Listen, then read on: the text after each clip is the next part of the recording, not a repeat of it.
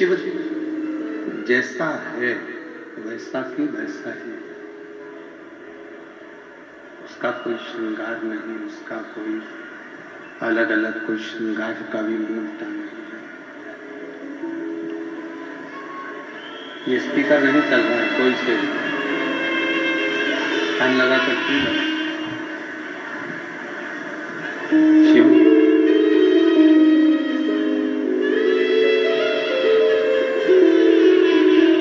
शिव को बनावट प्रिय नहीं,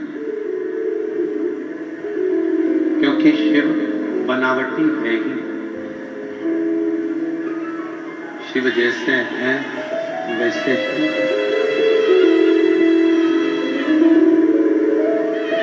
मस्तक पर गंगा है,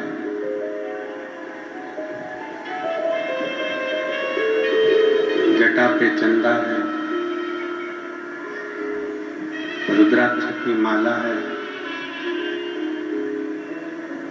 विषधर सर्प पड़ा है, नंदी दरवाजे पर खड़ा है और तन पर भस्म रमी।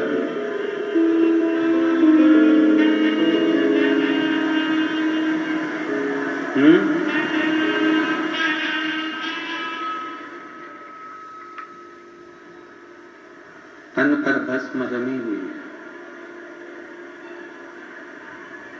और अब इसमें तन पर भस्म रमा लेना, सिर पर गंगा धारण कर लेना,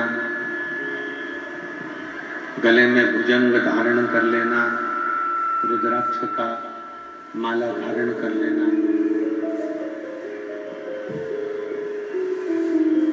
इसमें कहीं भी कुछ भी बनावट का क्रम नहीं।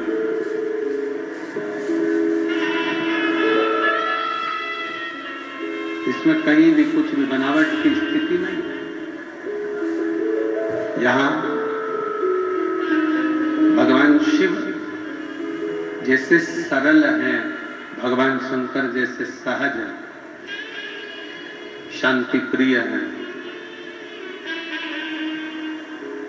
शिव को भी अपना भक्त वैसा ही प्रिय है।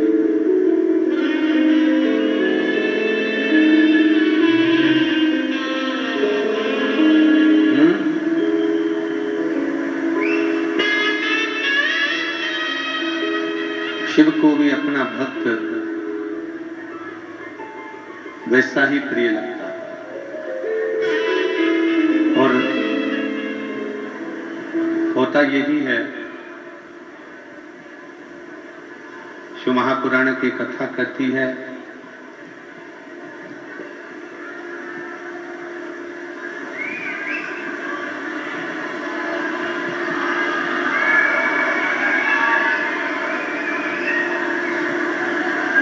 प्रेशर खोलिए, प्रेशर साउंडों का, सब दूर का प्रेशर खोलिए, सब जगह का प्रेशर खोलिए, ऊपर से लेके बिल्कुल सामने आदि सबका प्रेशर खोलिए। शिव शंकर शांति प्रिय हैं, शिव आडंबर से दूर हैं। शिव जैसे स्वयं निर्मलता का भाव रखते हैं, जितना शिव सहजता का भाव रखते हैं, शिव जितनी सरलता का भाव रखते हैं, वैसा कि वैसा ही आपके जीवन में होना चाहिए। वैसा कि वैसा ही आपके जीवन में भी धारण होना चाहिए।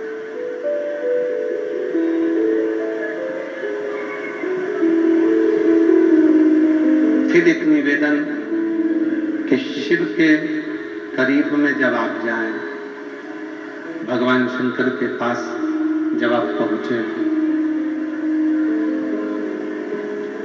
शिवालय में, देवालय में, शिव जी की कथा में जब भी आप जाएं, एक सरलता आपके भीतर होना चाहिए।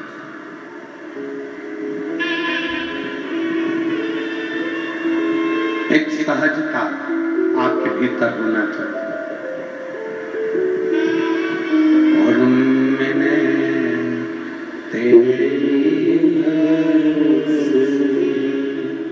बाबा तेरे हवा विच उड़नी जागी बाबा डोर तो छड़ना मैं कटी जागी भोले मैं तेरी पतंग शंभू मैं तेरी पतंग हमारी उड़नी जागी बाबा डोर तो छड़ना मैं कटी जागी।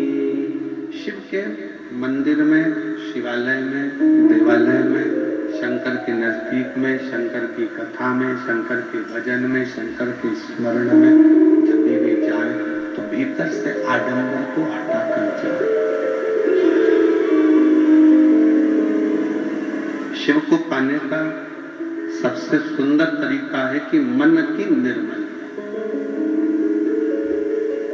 अपने हृदय की शांति, अपने हृदय की निर्मलता, भगवान शंकर की भक्ति, भगवान शंकर की कथा, भगवान शंकर का भजन, स्मरण, निर्मलता के भाव से।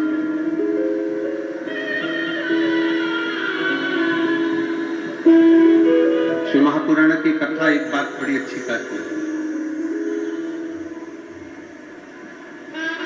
सत्संग, बुआरी, भोजन और स्नान, ये चार नित्य करना चाहिए, प्रतिदिन करना चाहिए, रोज करना चाहिए।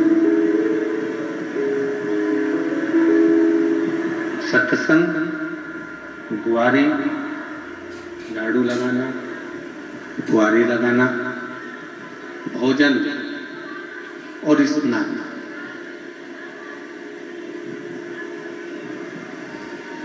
ये चार प्रतिदिन होना चाहिए, प्रतिदिन।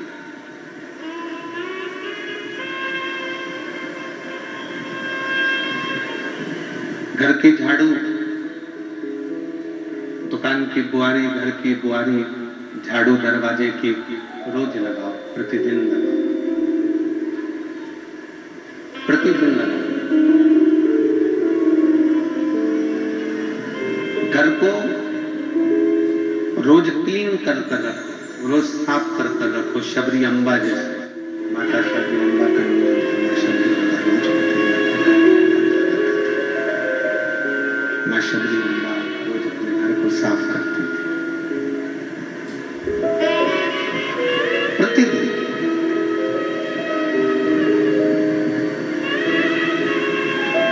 बुआरी रोज लगाओ, प्रतिदिन लगाओ, भोजन रोज भोजन प्रतिदिन करें,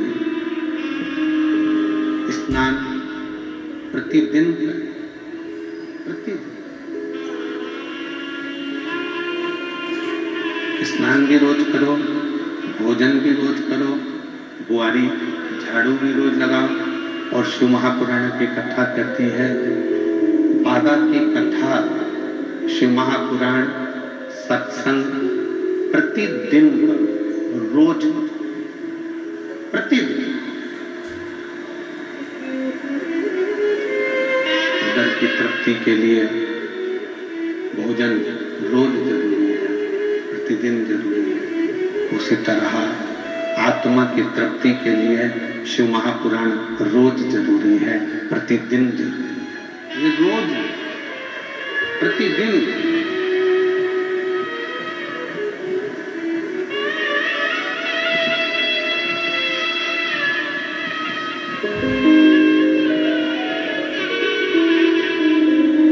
अभी सूरत की कथा में एक बात कही थी, सूरत की कथा में एक बात बोली गई थी कि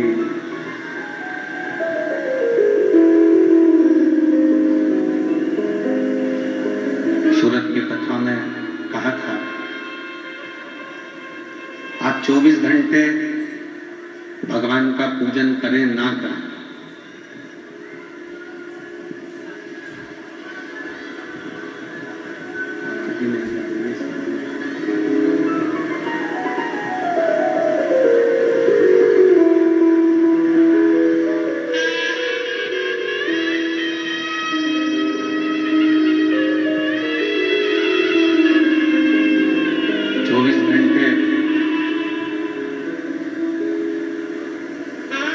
भगवान का पूजन करें ना करें, 24 घंटे आप भगवान की भक्ति करें ना करें, पर शिव महापुराण की कथा कहती है कि 24 घंटे मेरे देव अधिदेव महादेव पर विश्वास पूरा करें तो बाबा आपका कार्य सफल जरूर है।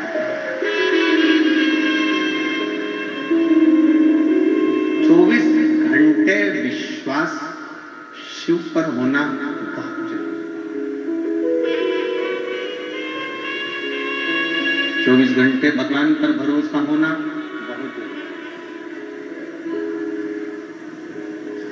और भरोसा भी थोड़ा बहुत नहीं, भरोसा भी पूर्ण, विश्वास भी पूर्ण, भरोसा भी पूर्ण।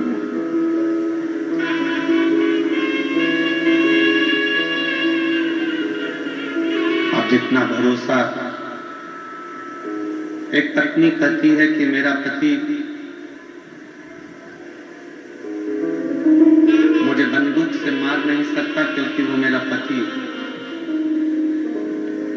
वो मेरा पति है, वो मुझे मार नहीं सकता।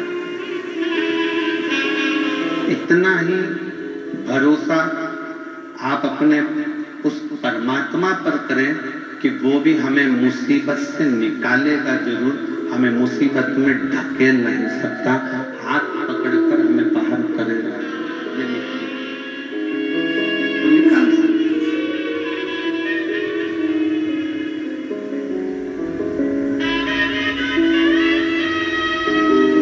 और मैंने तेरे भरोसे बाबा, तेरे भरोसे उड़ती जागी बाबा, तोर तो छड़िया करी जागी। भोले मैं तेरी रतन शंभू, मैं तेरी रतन हवा से उड़ती जागी डोर तो छड़िया कटी जागी। शिव कथा कर रही है, भगवान शंकर का संवाद कर रहा है, शिव महापुराण की कथा कर रही है कि शिव पर विश्वास 24 घंटे का रखो, भगवान शंकर पर भरोसा पूर्ण रखो। साइड करो ना भाई।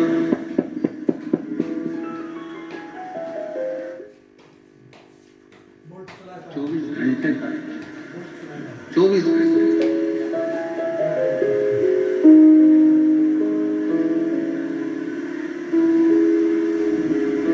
शिव का एक नाम विश्वास।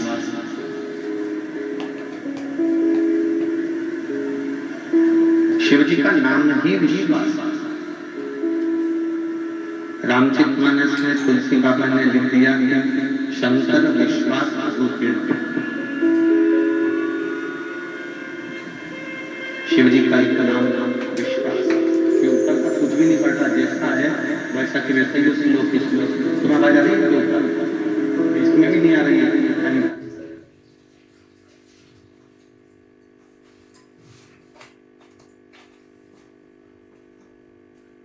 विश्वास, विश्वास, शंकर को विश्वास, शिव को भरोसा था। शंकर भगवान को विश्वास कहा। शिव महापुराण की कथा में एक बात आती है कि आप सती मैया से एक विश्वास हमें सीखी थी। माता सती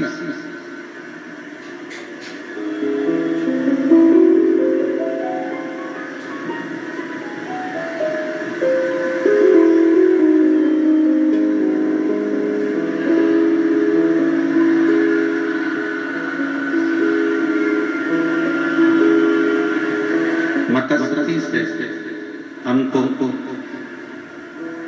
एक बात विश्वास की सीखना, भरोसे की सीखना।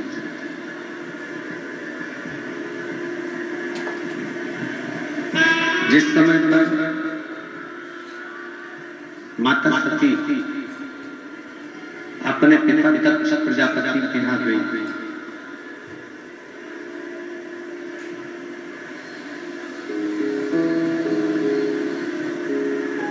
और माता सती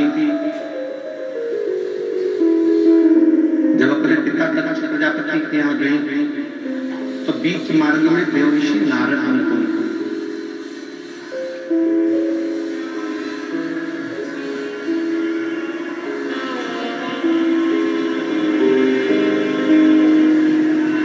देवऋषि नारद जी ने माता सती को देखा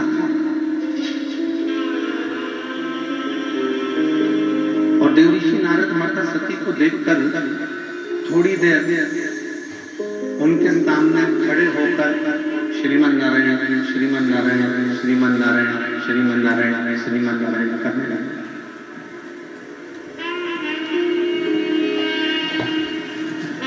श्रीमन नारायण का उच्चारण करने लगे।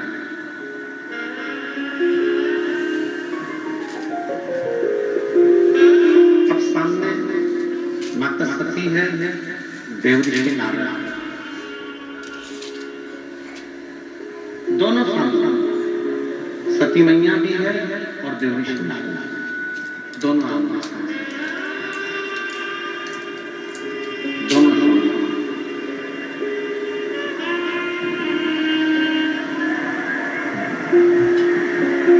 देवऋषि नारद जी ने माता सती जी से कहा, माँ आपको मालूम है कि आप अपने पिता के घर जा रही हो, शिव जी की आज्ञा नहीं,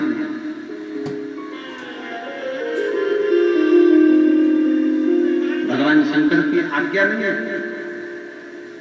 शिव जी का आदेश नहीं है, और आप अपने पिता के घर जा रही हैं। माता सती ने कहा, गुरु का दरवाजा, पिता का दरवाजा, शिव का दरवाजा ये हमेशा खुला है।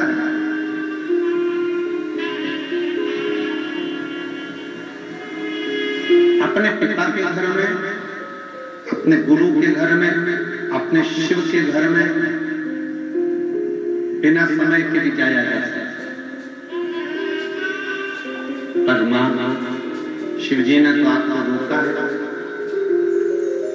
शंकर भगवान ने तो आपको रोका है, आपको नहीं जाना चाहिए। सती मैया देवऋषि नारद को जो उपदेश दे रही है वो एक विश्वास का उपदेश है।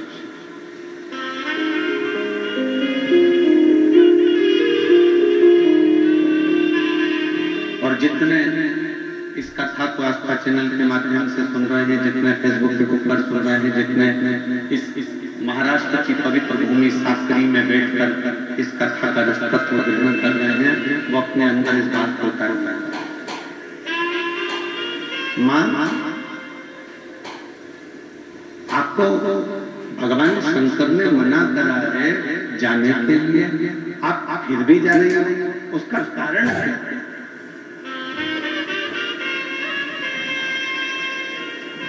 जब पति ने मना कर दिया, पत्नी को नहीं जाना चाहिए।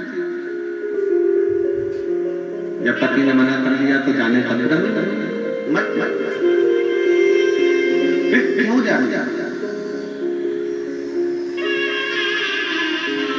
सती मैया ने देवऋषि नारद जी से कहा, नारद जी मेरे पति ने कामदेव को जलाकर भस्म कर, काम तो जल गया पर अहंकार व्यक्ति के भीतर रह गए।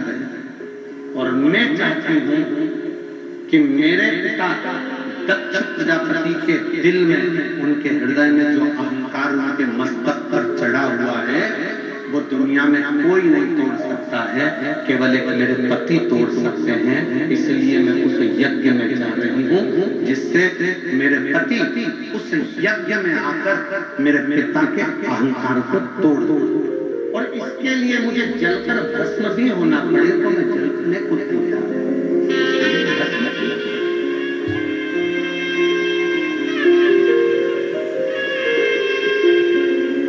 इसके लिए मुझे अगर जलना पड़े, भस्म होना पड़े तो मुझे कुछ कर पर अहंकार अभिमान हम व्यक्ति को बर्बाद कर देती है। अभिमानता व्यक्ति को बर्बाद कर देती है।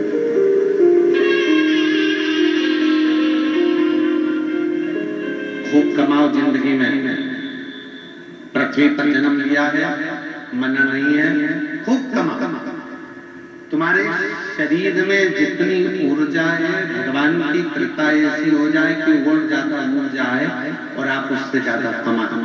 पर एक निवेदन, कमाओ खूब, धन एकत्रित भी करो खूब, मना नहीं है। हम अगर मना कर भी देंगे तो तुम हमारी बात कौन सी सुनने वाले हो? कौन सा तुम नहीं कमाओगे? कमाओ। तो हम ऐसी बात करें कि तुम मत कमाओ या कहीं तीर्थ में जाकर बैठ जाओ, साधु बन जाओ, सन्यासी बन जाओ, तपस्वी बन जाओ या कहीं तीर्थ में जाकर बैठ जाओ। हम बिल्कुल नहीं कहेंगे। हम तो ये कहेंगे कि आप खूब कमाओ, रात दिन एक जैसा कमाओ, मना नहीं। पर निवेदन है उस कमाई का धन तुम्हारे घर में आए, मना नहीं। पर वो कमाई के धन के साथ तुम्हारे घर में अहंकार नहीं आना चाहिए। तो समझ लो कि तुम्हारा कमाया गया।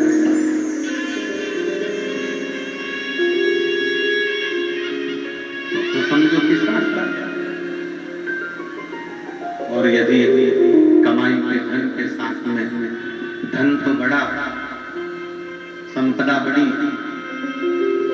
धन संपदा के साथ साथ अगर घर के अंदर अहंकार आता चले गया, अभिमान आता चले गया, तो फिर बर्बादी का सिरा सम्मुख में होता है। बर्बादी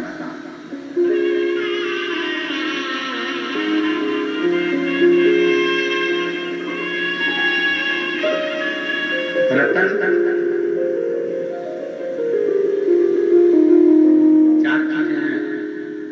चार चीजों की कीमत आपको मालूम होगा। पहले नंबर पर है रतन, हीरा।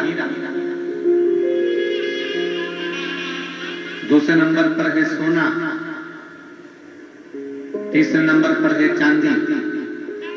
चौथे नंबर पर है तांबा। इसमें सबसे कीमत वाला कौन सा? पहले नंबर पर है हीरा, दूसरे नंबर पर है सोना, तीसरे नंबर पर है चांदी, चौथे नंबर पर है तांबा। इसमें सबसे ज्यादा कीमत वाला कौन सा है? जम के बोलो जरा। हीरा, रतन।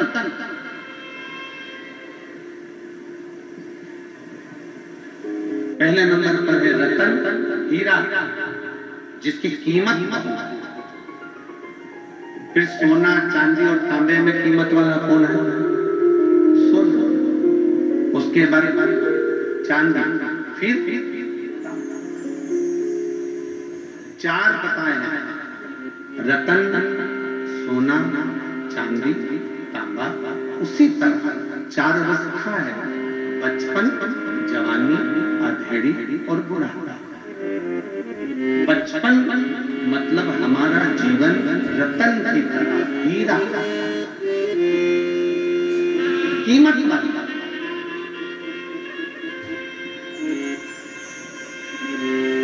एक बचपन की कीमत भी समझो। संत नामदेव जी महाराज 4 वर्ष की अवस्था में सत्संग में लग गए थे। संत तुकाराम जी 6 वर्ष की अवस्था में सत्संग में लगे थे। संत तुकाराम जी 5 वर्ष की अवस्था में सत्संग में लग गए। मीराबाई 5 वर्ष की अवस्था में सत्संग में लग गई। कर्माबाई 6 वर्ष की अवस्था में सत्संग में लग गई। एक बाल्य अवस्था में जो सत्संग किया गया वो रतन जैसे।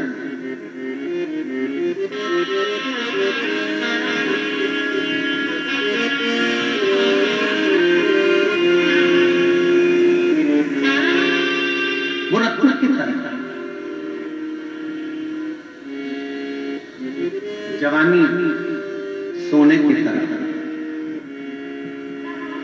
अधेड़ी चांदी की तरह और बुढ़ापा तांबे की तरह। अब इसमें दो कीमती हैं, एक आपका बचपन और दूसरे नंबर पर है आपकी जवानी। ये दो इतनी कीमती है कि बचपन रतन को, हीरे को, रतन को, हीरे को जितना संभाल कर रखोगे, जितना संभाल कर रखोगे, उतना वो रतन चमकता रहेगा और आगे चलकर कुछ न कुछ एक और कीमत वाला बन जाएगा। दूसरे नंबर पर है सोना। सोना मतलब आपकी जवानी। इस जवानी में जितना कंट्रोल कर सोने को इधर उधर नहीं पटका जाता, सोने को इधर उधर ले जाकर नहीं डाला जाता, सोने को बीच चौराहे पर ले जाकर नहीं पटका जाता, सोने को तिजोरी में, अलमारी में, लाकर में रखा जाता है, गले में पहना जाता है, कानों में पहना जाता है, हाथों में पहना जाता है, मस्तक पर चढ़ाया जाता है। सोने को आप अपने तन पर धारण करते हो, हीरे को आप अपने तन पर धारण करते हो और वो कीमत वाला है, रतन माणी कीमत वाले, इसको संभालना है। जवानी सोना ये कीमत वाला है, इसको संभालना। और थोड़ी सी कीमत जिसकी घट जाती है वो चांदी पांव के पायल में, अधेड़ी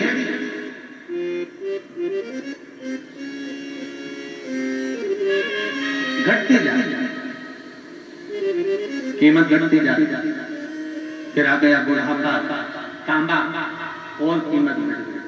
आप अपनी कीमत में प्रबंध करें।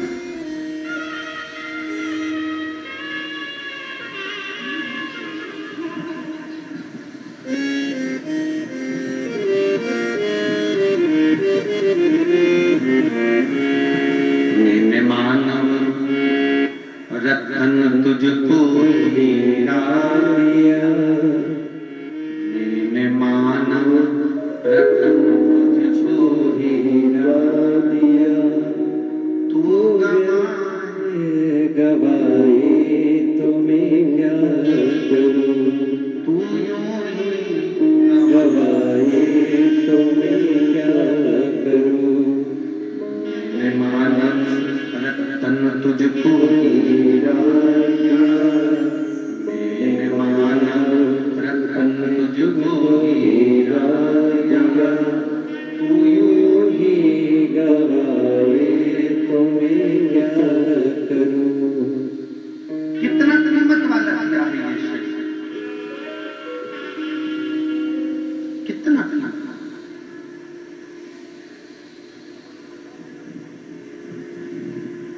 लोग कहते हैं हम भिखारी, लोग कहते हैं हम गरीब, लोग कहते हैं हम दरिद्र। शिव महापुराण की कथा कहती है मेरा शंकर जिसको भी पृथ्वी पर जन्म देता है कभी उसको भिखारी बनाकर पैदा नहीं करता, उसको करोड़पति बनाकर पैदा करता है।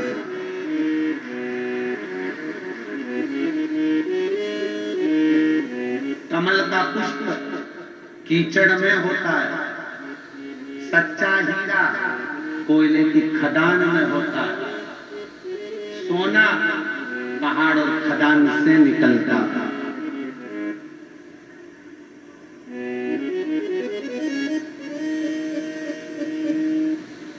कोई कहे कि हमें भगवान ने गरीब बनाकर पैदा कर दिया, नहीं, मेरा परमात्मा कभी गरीब बनाकर पैदा नहीं करता। गरीब है आपकी सोच,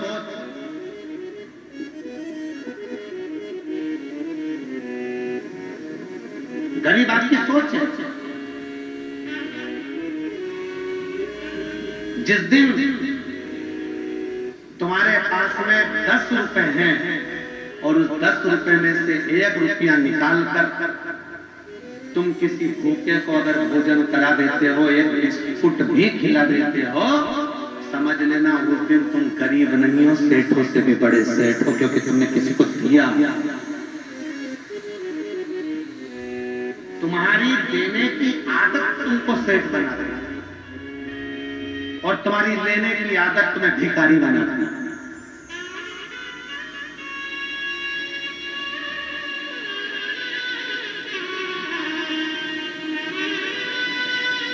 पहले के भोज में और आज के भोज में जमीन आसमान का अंतर है।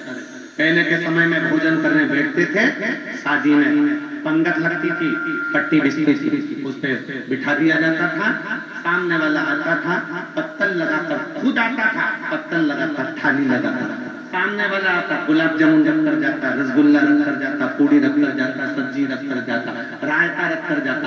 आज तक पहले के समय में देने वाला खुद आता था। आज के जमाने में संसार में इन विदेशियों ने सबको भिखारी बना दिया, हाथ में प्लेट पकड़ा दी और बफेट के सामने दे दिया।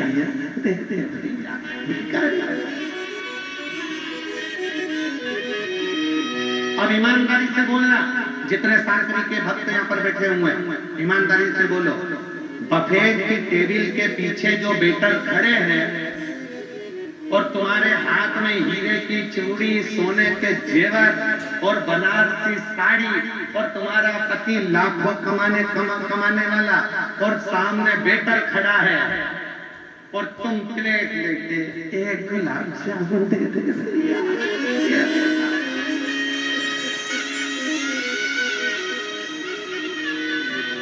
अब ईमानदारी से बोलना, तुम कितने भी करोड़पति हो पर तुम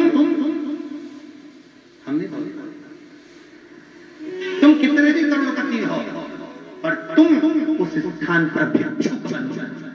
और वो भले 500 रुपए में काम करने के लिए आया, उसके पास भले खाने के लिए कुछ नहीं है, तो भी सूट पहनकर अकड़ के साथ देता है, क्योंकि मैं अभी सेठ दे रहा हूं, तुम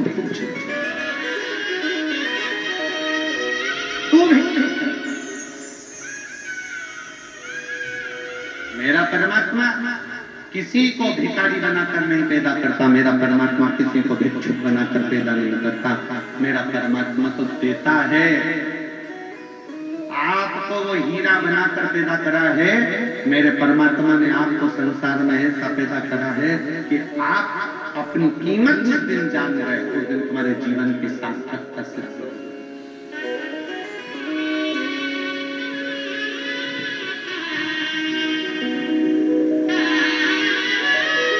कई लोग कह देते हैं बात में, कई लोग लड़ाई झगड़े में कह देते हैं तू तो 2 कौड़ी का है।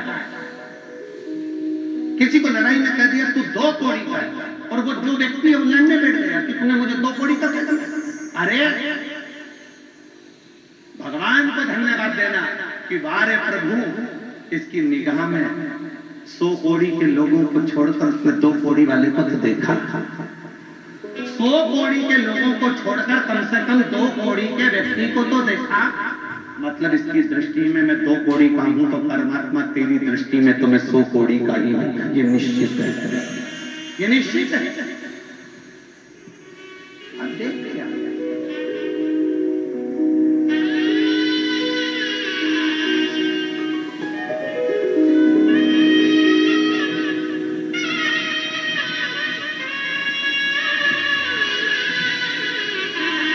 मेरा शिव किसी को भिखारी बना कर पैदा नहीं करता, मेरा शिव किसी को भिक्षुक बना कर पैदा नहीं करता, मेरा शिव किसी को गरीब बना कर पैदा नहीं करता, मेरा शिव किसी को दरिद्र बना कर पैदा नहीं करता, मेरा शिव सबको सेठ बना कर पैदा करता है। सब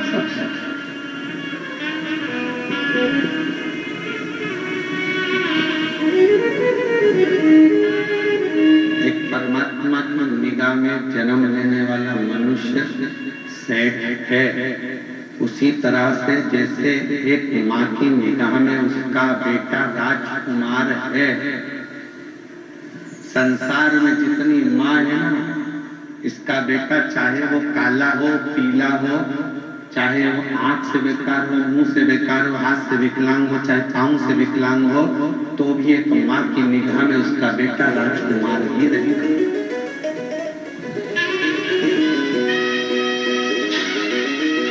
बोलो मेरी जी,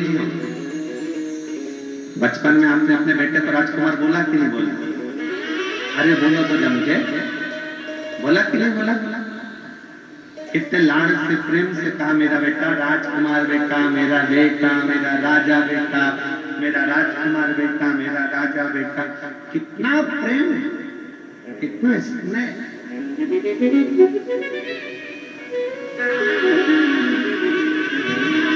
प्रत्येक माँ की निगाह में उसका बेटा राजकुमार होता है। उसी तरह प्रत्येक संसार के जीव को जन्म देने से पहले उस परमात्मा की निगाह में उसका जन्म देने वाले एक एक जीव को परमात्मा अपना बेटा मानकर करोड़पति अमीर बनाकर ही भेजता है, गरीब नहीं।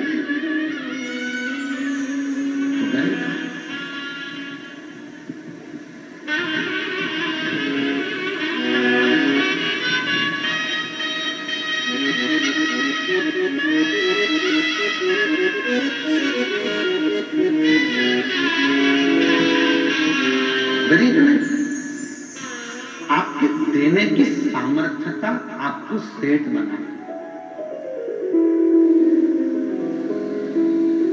आपको देने की सामर्थ्यता आपको सेठ बनाती है। यहां पर कई बुजुर्ग माताएं बैठी हैं जो रोज भंडारा करती हैं।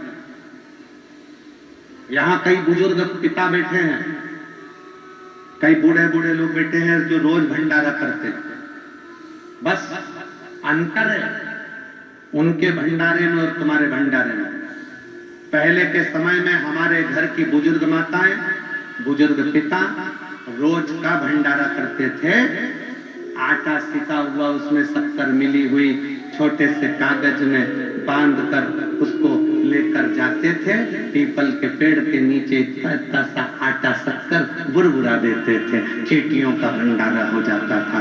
पहले के माता पिता थोड़ा सा चावल, ज्वार, मक्का छत पर ले जाकर डाल देते थे, चिड़िया पक्षियों का भंडारा हो जाता था।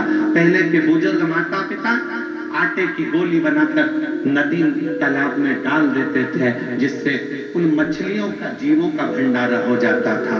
वो भले गरीब होते थे पर भंडारा रोज करते थे।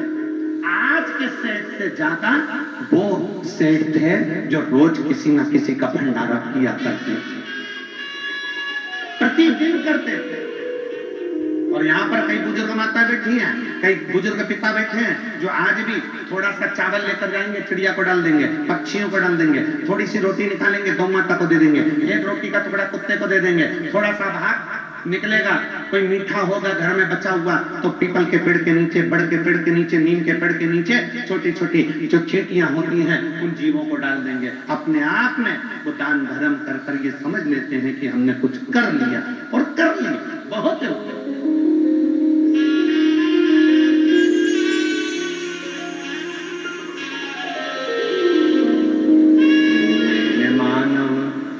जन्म तुझको ही दिया, तू योगी गवाए तो मैं क्या करूं। मानो जन्म तुझको ही दिया, तू योगी गवाए तो मैं क्या करूं। तू व्यर्थ गवाए, तुम्हें करूं तो करूं क्या।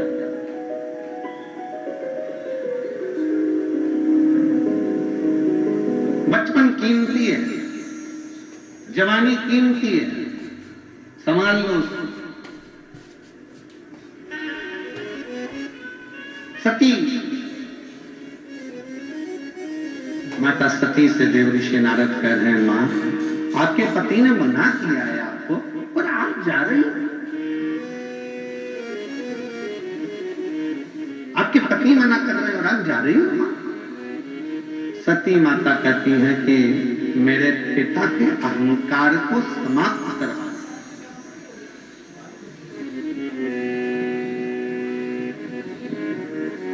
भीतर का अभिमान, और बहुत ध्यान देना है। थोड़ा सा लोगों को बुरा लग सकता है, हो सकता है हमारी बात का बुरा लग जाए तो लग जाने दो, पर बात हृदय तक पहुंचना चाहिए।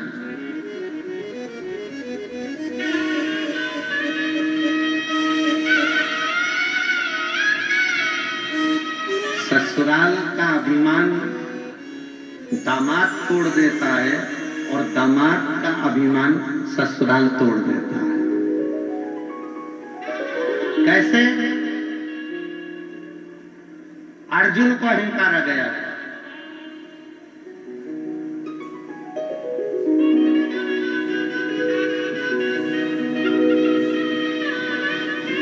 और अर्जुन को इतना ज्यादा अहंकार आ गया था कि भगवान कृष्ण ने अर्जुन को उसके ससुराल भेज दिया। जा 2-4 दिन जरा ससुराल लेकर जा। जाते जाते भगवान कृष्ण ने कह दिया 2-4 दिन में मत आना, कम से कम 2 महीने में आना ससुराल। अर्जुन ससुराल गए। पहले दिन तो अर्जुन के लिए खाने के लिए 56 भोग आए। खूब सम्मान करा, दामाद दामाद दामाद दामाद कहकर। दूसरे दिन 56 भोग की जगह 36 हो गए।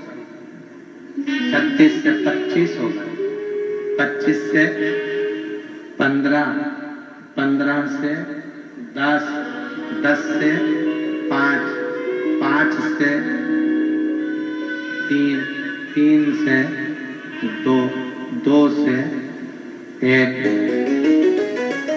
अब अर्जुन को आ गया गुस्सा। जैसे ही भोजन की थाली सामने आई और अर्जुन क्रोध में लाल हो गए। मैं तुम्हारे घर का दामाद हूं, मैं तुम्हारे घर का जमाई हूं और मेरे भोजन की थाली में हस्तिनापुर में मेरे लिए 56 भोग लगते थे, तुमने केवल एक सब्जी, भाजी और एक रोटी, कोई मीठा नहीं, नमकीन नहीं, कुछ नहीं। ससुराल में साले ने, राजा द्रुपद ने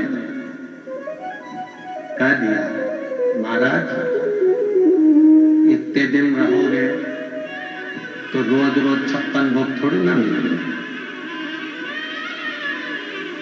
इतने दिन रहोगे तो रोज रोज 56 भोग थोड़ी ना मिलेंगे। महाराज जो भोजन में मिला है वो पाइए, वरना अपने घर जाइए।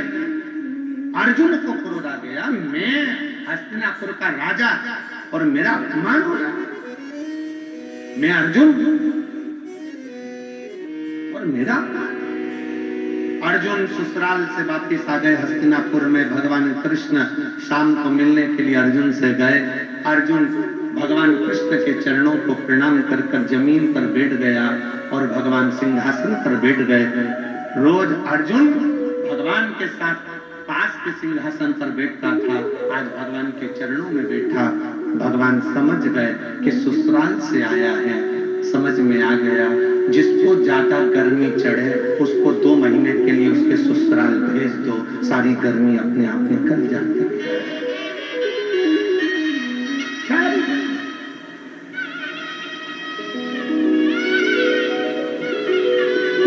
पहली बार में जाओगे तो साला बात करेगा, साली बात करेगी, सास बात करेगी, ससुर बात करेंगे, रिश्तेदार बात करेंगे। 15-20 दिन रहते रहते ना साला बात करेगा, ना साली बात करेगी, ना ससुर बात करेगा, ना सास बात करेगी। धीरे धीरे धीरे धीरे सम्मान घटता चले जाता है। जिसको ज्यादा अकड़ है, जिसको ज्यादा गर्मी लगे, उसको भेज दिया जाए 2 महीने के लिए, 1.5 महीने के लिए चले।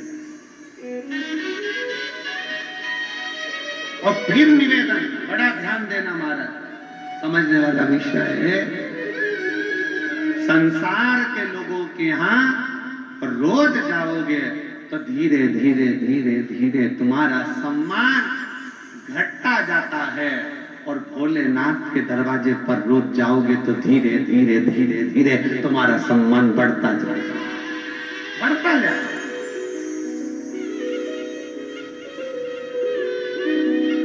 परिवार में, नातों में, रिश्तों में, कुटुंब में, कबीले में, संबंधों में तुम्हारा सम्मान रोज जाने पर घटेगा, पर शंकर की कथा में, शंकर के मंदिर में रोज जाने से तुम्हारा सम्मान बढ़ेगा, घटेगा नहीं। परिवार में घटेगा, रिश्तों में घटेगा, नातों में घटेगा, रोज रोज जाओगे तो घटेगा, पर शंकर की कथा में रोज जाओ, सम्मान बढ़ता चले जाएगा। जो लोग 5, 6, 7 पंडाल कथा सुनने वाले हैं, वो जब कथा के पंडाल में आते हैं तो पंडाल लगाने वाले हुए या व्यवस्था करने वाले हुए उनको पहचान जाते हैं। और काकी फिर आ गई, अरे भैया मेरे 4 पंडाल हो गए, अभी तुम्हें 7 सुनूंगी। 7 सुनोगी? अच्छा बैठो बैठो। उनके लिए आगे व्यवस्था हो जाती है, उनकी पहचान बढ़ती चली जाती है। परिवार में, रिश्तों में, नातों में, कुटुंब में, कबीले में रोज जाओगे सम्मान घटेगा। और शिव महापुराण में और भगवान शंकर के मंदिर रोज जाओगे, आपका आदर सम्मान बढ़ता चले जाएगा। पहले आप मंदिर जाना चालू करोगे तो आपका नाम कमला प्रसाद, लालू प्रसाद, राम प्रसाद, जो भी तुम्हारा प्रसाद तुम्हारा नाम से लिया जाएगा। लीलाबाई, कमलाबाई, बिमलाबाई नाम से। फिर रोज रोज मंदिर जाना चालू करोगे तो मोहल्ले के लोग तुम्हारा नाम रख देंगे, ये आ गई अनसुईया, ये आ गई सावित्री। फिर धीरे धीरे तुम्हारा प्रमोशन होगा, ये आ गई सीवर वाले महाराज की चेली।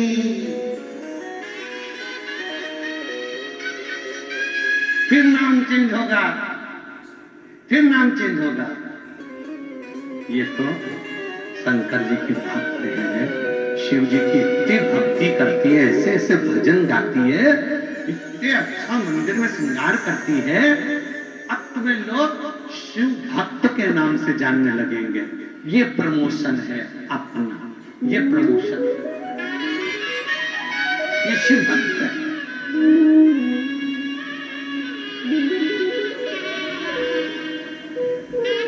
जाने धीरे धीरे परिवार में, नातों में, रिश्तों में, कुटुंब में, कबीले में, संबंधों में थोड़ा थोड़ा सम्मान घटता जाता है रोज मिलने पर शंकर से रोज मिलने पर सम्मान घटता नहीं है। शंकर से रोज मिलने पर सम्मान बढ़ता चलता है, रोज बढ़ता प्रतिदिन।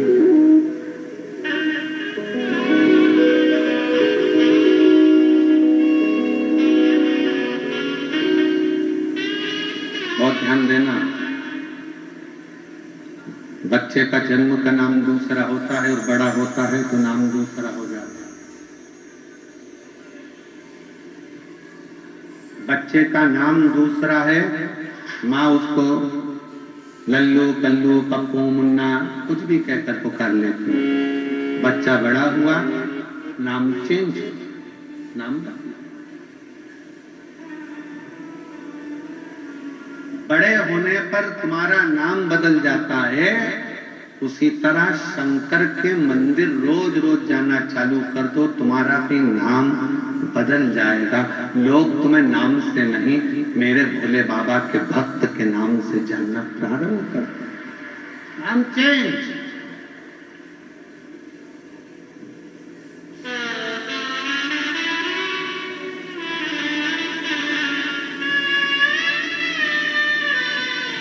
नाम बदल।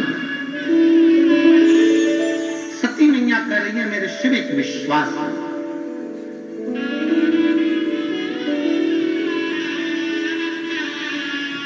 सती मैया कह रही है शंकर विश्वास, भरोसा। आप अपने पति के मना करने पर भी जा रही है अपने मायके? हाँ, मेरे पिता का अहंकार मेरे शिव ही तोड़ सकता।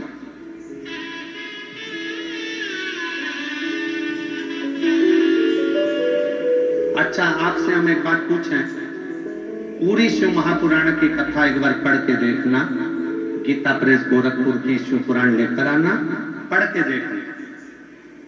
उसमें हमको ये जरूर बताना कि दक्ष प्रजापति और शंकर जी का कौन सा विवाद था जिसके कारण दक्ष प्रजापति शंकर भगवान का अपमान करती।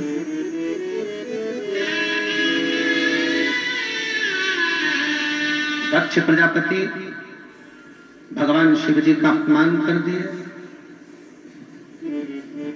कौन सा विवाद था? उस विवाद को हमें बताओ एक बार कि शंकर भगवान की और दक्ष प्रजापति का झगड़ा कौन सा था? कौन सी लड़ाई थी जो दक्ष प्रजापति शंकर भगवान से इतना प्यार करते थे, उनका अपमान कर दिया, उनको अपशब्द कर दिया? झगड़ा कौन सा था? कोई झगड़ा नहीं। शंकर भगवान का दक्ष प्रजापति का कोई झगड़ा नहीं था। केवल थोड़ा सा फिर कहेंगे, कटोरी में विष आ गया, तुमने पी लिया, तो तुम अकेले मरोगे। पर कान में कोई दूसरा विष निंदा का भर जाता है तो व्यक्ति अकेला नहीं मरता, पूरे परिवार को लेकर मरता है। पत्नी के कानों में विष डाल दिया पति के प्रति, पति भी गया पत्नी भी गई। पति के कानों में विष डाल दिया पत्नी के प्रति, तेरी पत्नी ऐसी है, मार्केट में दिखी, वो हुआ, ऐसा हुआ, वह हुआ। तुम्हारा पति मुझे गार्डन में दिखा, किसी के साथ बैठा था, गाड़ी पर किसी को लेकर जाना था, विष घोल दिया गया। तुम्हारी बहन ऐसी थी, तुम्हारा भाई ऐसा था, तुम्हारे दादा ऐसे, तुम्हारे पिता ऐसे, तुम्हारे पिताजी ने छोटे भाई को इतनी जायदाद दे दी, तुझे कुछ नहीं दिया, विष भर दिया। बाजार में मिलने वाला विष केवल एक व्यक्ति को मारता है और मोहल्ले में रिश्तेदारों में ना जाने कौन सा एक विष कानों के अंदर घोल दिया जाता है, जिससे पूरा परिवार मर जाता है। पूरा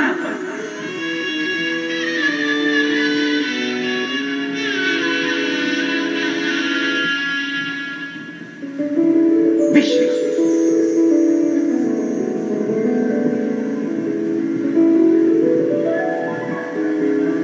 एक बहुत अच्छा एक साहूकार का बेटा था, बड़ा अच्छा, बहुत अच्छा, शंकर का बड़ा भक्त था, शिव जी की भक्ति बहुत करता था। पर उसी नगर में जहां साहूकार रहता था, साहूकार का लड़का रहता था, उसी नगर में एक बहुत सिद्ध एक साधु रहता।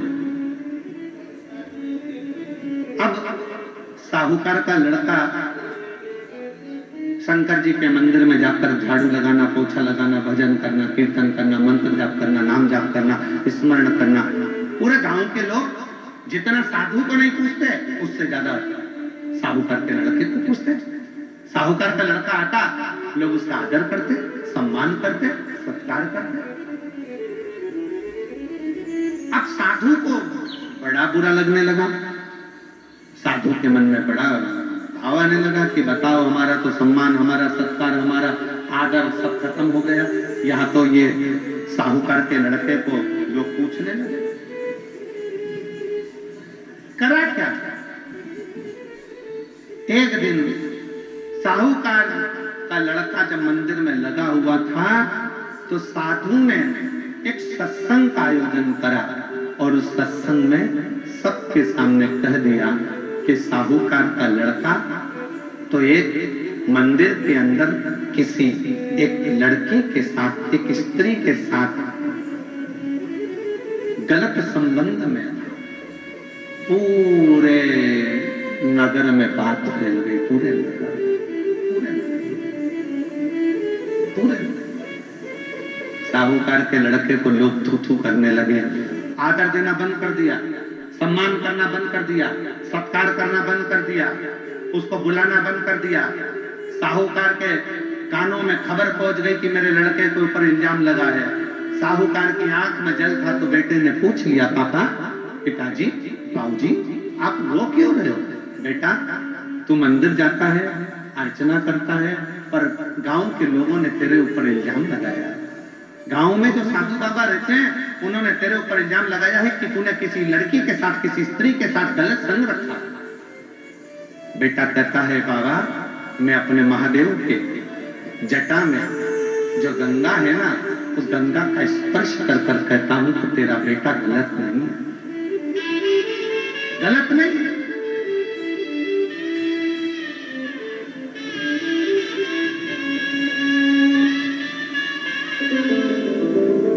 सूचना गई।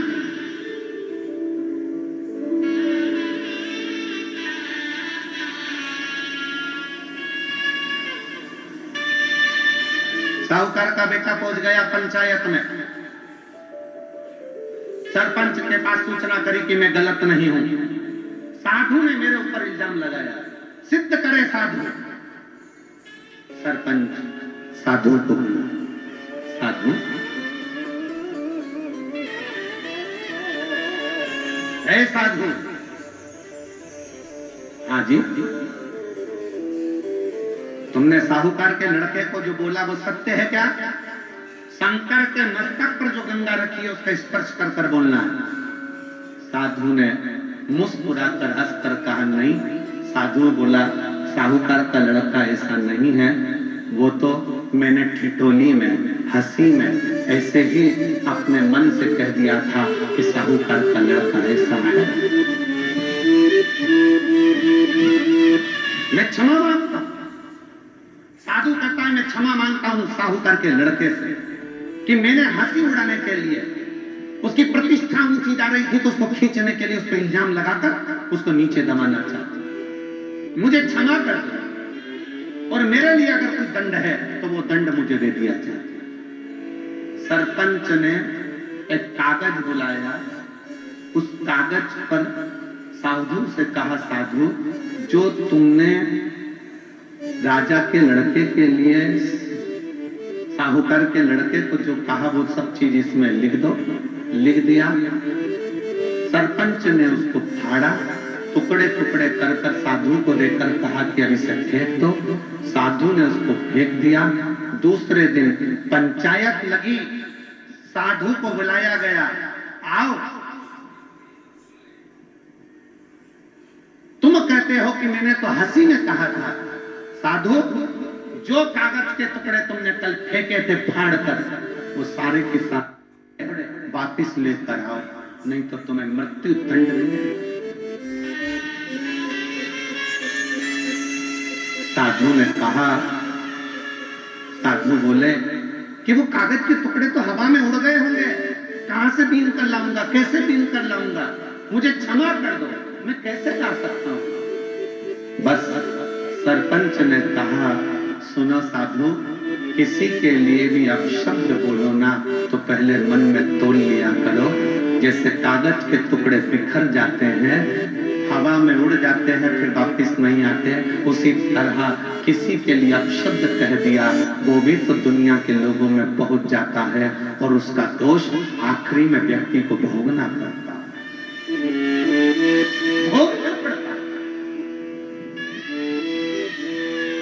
अपनी जिह्वा से किसी को बदनाम करने से पहले, अपनी जिह्वा से किसी के लिए अपशब्द कहने से पहले, अपनी जिह्वा से किसी को आड़ा टेढ़ा कहने से पहले विचार करना कि मैं किसी के जीवन के साथ खिलवाड़ तो नहीं कर रहा।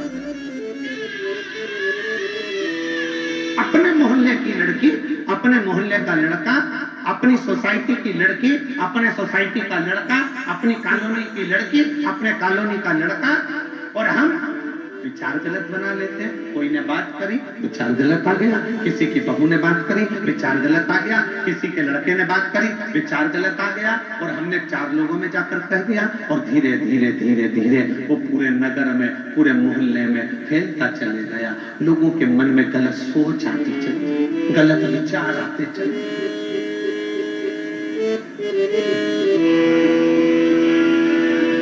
गलत सोच, गलत विचार।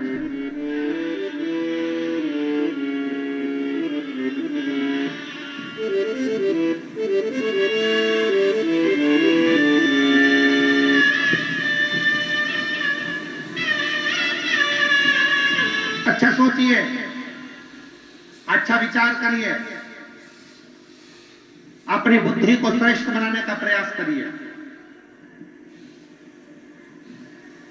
अपनी बुद्धि को श्रेष्ठ बनाओ, अच्छा सोचने का प्रयास। यहां कई लोग बैठे हैं जो साकरी में कथा हो रही है तो रोज भगवान से प्रार्थना करते थे कि हमारी साकरी में कथा हो जाए, साकरी में कथा हो जाए, साकरी में कथा हो जाए, और साकरी में कथा हो जाए।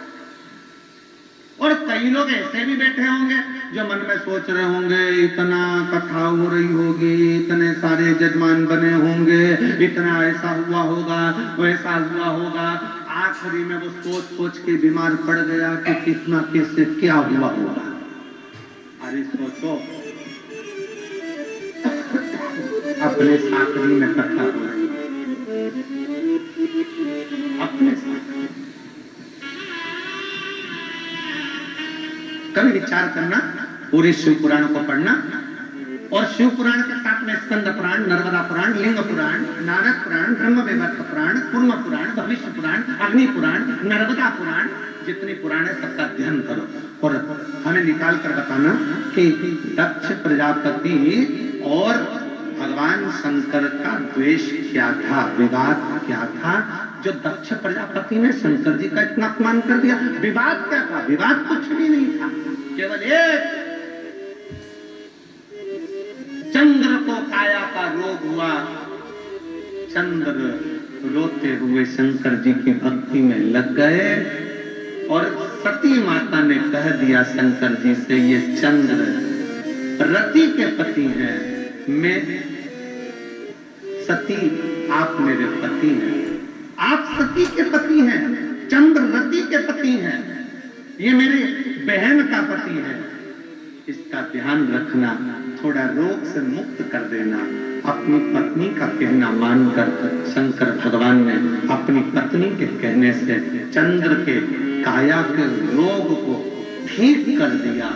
दक्ष प्रजापति को क्रोध आ गया कि मैंने अपने दामाद चंद्र को श्राप दिया था, तो इसका रोग ठीक शिव ने क्यों करा? शिव ने ठीक क्यों करा? क्योंकि शंकर महामृत्युंजय, शिव मृत्युंजय, औषधि के देवता, रोग से मुक्त करने वाले कोई है तो वो देव अधिदेव महादेव। हमने कथा में कहा था, डॉक्टर का कोई दुश्मन नहीं होता, डॉक्टर का कोई दुश्मन नहीं होता। डॉक्टर के सामने अगर कोई रोग ग्रस्त व्यक्ति आ जाए जिससे उसकी नहीं भी बनती है, तो भी डॉक्टर उसको मरने की दवा नहीं देता, डॉक्टर उसको जिंदा रहने की दवा देता है, रोग मुक्ति की दवा देता है। डॉक्टर का कोई दुश्मन नहीं होता। उसी तरह मेरे देव अधिदेव महादेव, मेरे शंकर, मेरे ओघड़दानी, मेरे शंभु, मेरे त्रिकालदर्शी, कैलाशी, अविनाशी, मेरे शंकर का कोई दुश्मन नहीं है। रावण भी उनका दोस्त है तो भस्मासुर भी उनका दोस्त है, कंस भी उनका दोस्त है तो हिरण्याक्ष भी उनका दोस्त है, हिरण्यकशिपु भी उनका दोस्त है तो नारायण भी उनके दोस्त है, तो ब्रह्मा भी उनके, वो किसी से बैर नहीं है उसका, उसका सबसे स्नेह, सबसे। एक पत्र आया है, उस पत्र में एक बात लिखी,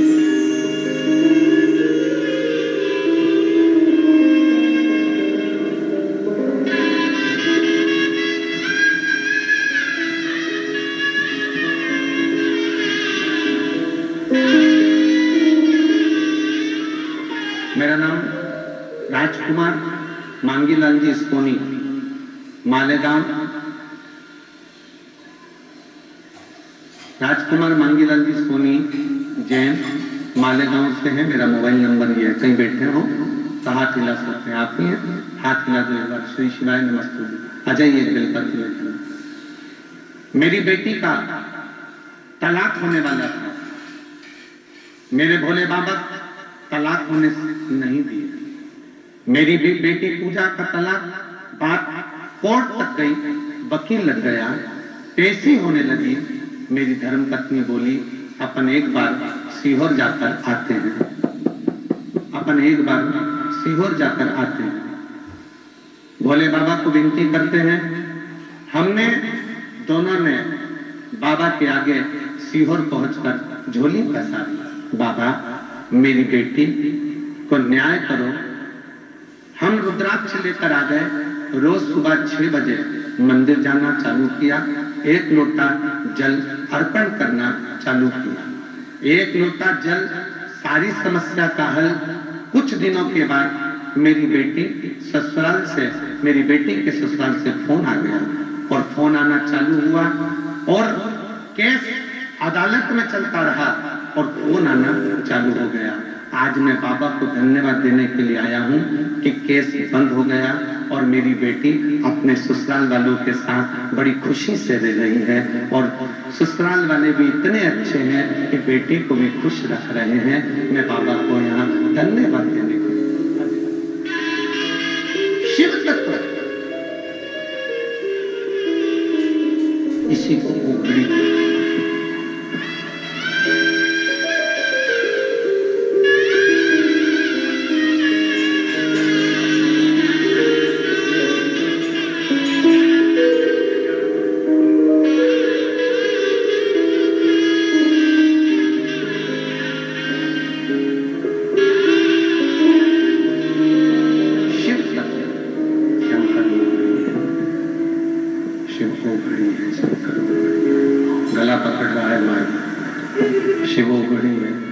शंकर उग्र,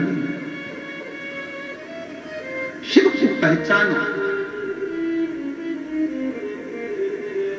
जिसने देवादिदेव महादेव को जान लिया, पहचान लिया, जिसने शंकर को जान लिया, उसका जीवन सार्थक हो गया। सार्थक। एक पवित्र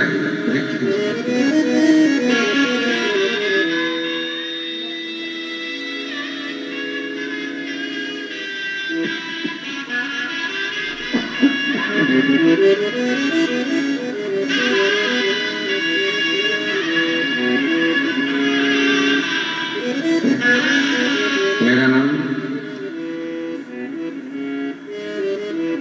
रीना पंकज, क्या लिखा है? उफारे। तुम लोग पढ़ के बोलो जल्दी से। रीना पंकज उफारी है, उफारी, नासिक जिला की रहने वाली हूँ, गांव की निवासी हूँ। मेरा मोबाइल नंबर ये है। एक लोटा जल का क्या वर्णन करूं गुरुदेव। मैं 2 साल से रोज मंदिर जाती हूँ। मेरा बेटा 3 साल से सरकारी नौकरी की तैयारी कर रहा है, लेकिन कुछ ना कुछ नंबर उससे रह जाते हैं। पहली बार में उसका नहीं हुआ, दूसरी बार में नहीं हुआ, फिर बाबा के भरोसे शिव पर आश्रित होकर बेटे ने पशुपति व्रत किया। शंकर की कृपा से उसने रायपुर और इंडियन नेवी का एग्जाम दिया और बाबा की कृपा से आज मेरा बेटा 3 साल से जो परीक्षा दे रहा था उसमें सिलेक्ट नहीं हुआ, पर मेरे बाबा की कृपा से आज मेरे बेटे का इंडियन नेवी में सिलेक्शन हो गया। मैं बेटे का फोटो लगा रही हूँ और बाबा को धन्यवाद। शिव तत्व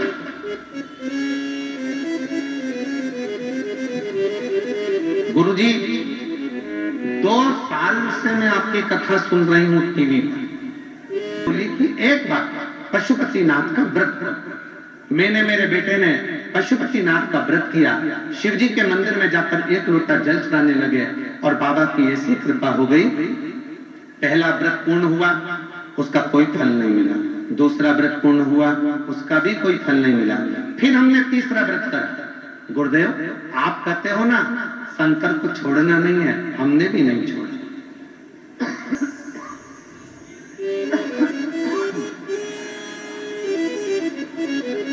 दूसरे बार के व्रत में बड़े बेटे का सेंट्रल गवर्नमेंट में ऑफिसर, इमिग्रेशन ऑफिसर के पद पर नियुक्ति हो गई और उसकी शादी भी तय हो गई। और मेरा 2 नंबर का बेटा MBBS डॉक्टर है, उसका भी इंडियन आर्मी में कैप्टन के पद पर सिलेक्शन हो गया। मैं बाबा को यहाँ प्रणाम करने के लिए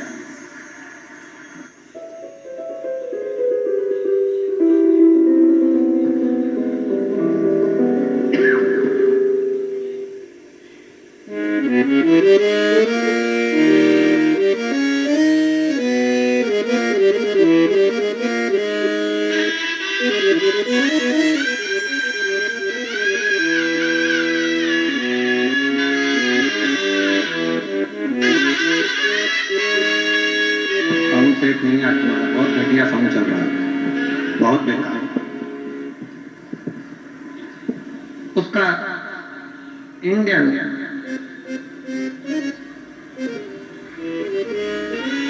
कैप्टन पद पर सिलेक्शन हो गया। आज मेरे दोनों बेटे का सेंट्रल गवर्नमेंट में कार्यान्वित हो गए। मेरे बाबा की मुझ पर कृपा हो गई।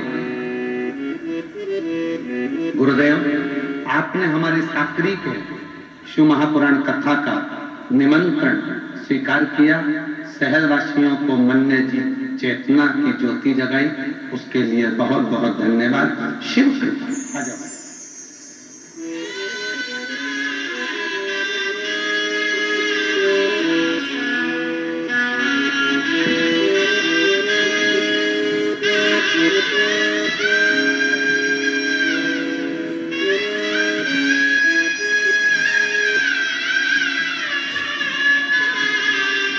रीना पंकज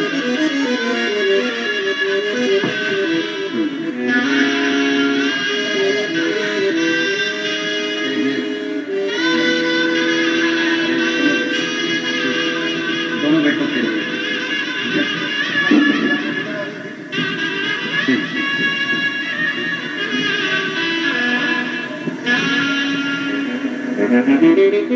शिव पर करा भरोसा कभी टूटता नहीं। आपका विश्वास, आपकी दृढ़ता, आपका भरोसा खाली नहीं है।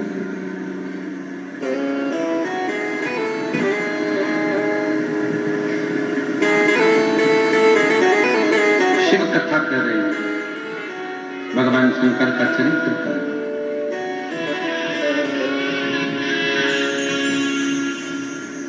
एक बार शिव की शरणागति, भगवान शंकर की भक्ति जीव को क्षण बना।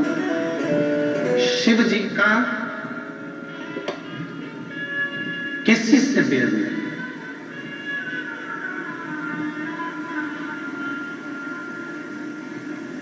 शंकर भगवान का किसी से बैर नहीं।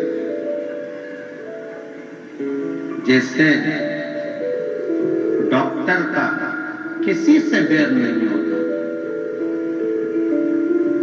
अगर बेरी भी सामने आ जाए, किसी से बैर भी है और वो भी सामने आ जाए तो वो भी उसका मित्र ही होता है, उसके दुख को हरना उसका कार्य।